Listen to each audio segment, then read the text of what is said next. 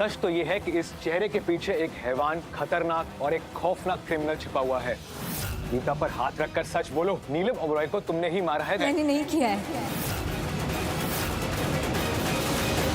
मैं इंसाफ दिलाने के लिए लड़ूंगा और ना ही उसके खिलाफ जाऊंगा, लेकिन मेरी मॉम को इंसाफ दिलाने के लिए मैं कुछ भी करूंगा। ऋषि ना अगर लक्ष्मी का साथ देगा, ना उसके खिलाफ बोलेगा, ये न्याय के लिए लड़ेगा, उनके असली गुनहगार। जैसा कि मलिष्का ने लक्ष्मी को इस तरह से इस केस में फंसाया है कि उसे इस बात का पूरा यकीन होता है कि कुछ भी हो जाए, लक्ष्मी इस केस से बच के नहीं निकल सकती और आखिरकार सारा इल्ज़ाम उसी पर ही आएगा।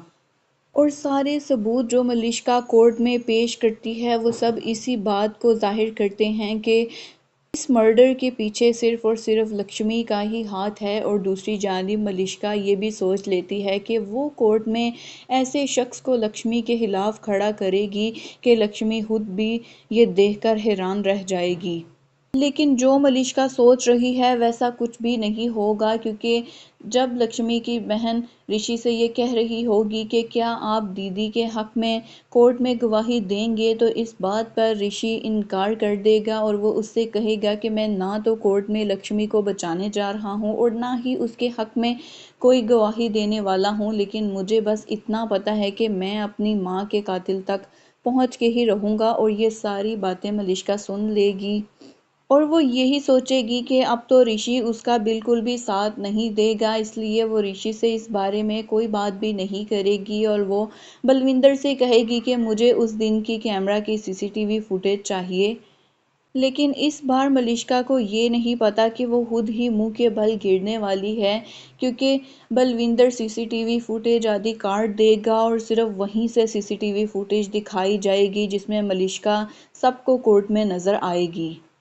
मलिष्का का वकील लक्ष्मी से कहेगा कि कब तक तुम अपना गुनाह छुपाओगी, अब तो तुम्हें अपना गुनाह मान ही लेना चाहिए। तुम ये कबूल क्यों नहीं कर लेती कि इस कत्ल के पीछे तुम्हारा ही हाथ है। लेकिन इस बार लक्ष्मी कहेगी कि मैंने ऐसा कुछ भी नहीं किया।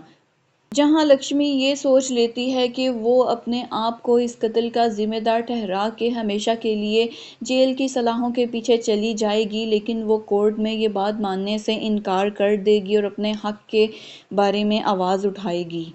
जब लक्ष्मी का सच ऋषि के सामने आएगा तो वो बहुत रोएगा, क्योंकि वो तो पहले ही अपनी माँ के जाने के गम में बहुत रोता है और अपनी दादी से कहता है कि मैं सिर्फ अपनी माँ के पास जाना चाहता हूँ। उसे समझ नहीं आ रहा होता कि वो लक्ष्मी से क्या बात करे, उससे माफ़ी मांगे या ना मांगे।